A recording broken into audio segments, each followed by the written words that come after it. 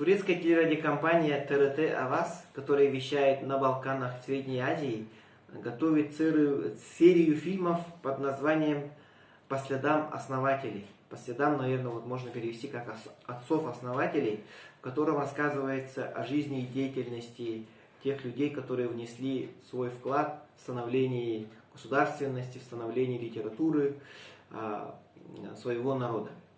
В частности, в одном из таких фильмов речь идет о нашем Платоне Алексеевиче Аюнском, одном из отцов-основателей нашей республики.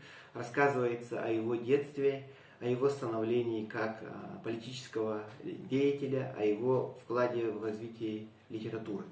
В частности, вот, например, рассказывается о том, что вклад Олонхо в становление нашего лидера Платона Алексеевича Аюнского.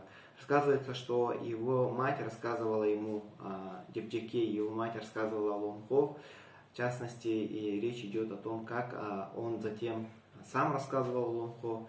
И годы революции, влияние полицильных, формирование его личности, а также, конечно, вот годы репрессий. Очень отрадно, что экспертами в фильме выступили наши друзья, которые хорошо знают якутский язык, неоднократно сюда приезжали. Это Хасан Хаирсевер и Умид Шахи.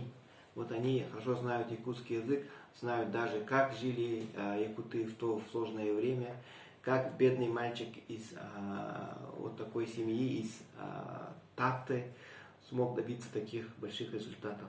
Кроме того, экспертами в фильме выступили поэт и писатель Али Акбаш и Фатих Кирищоуглу.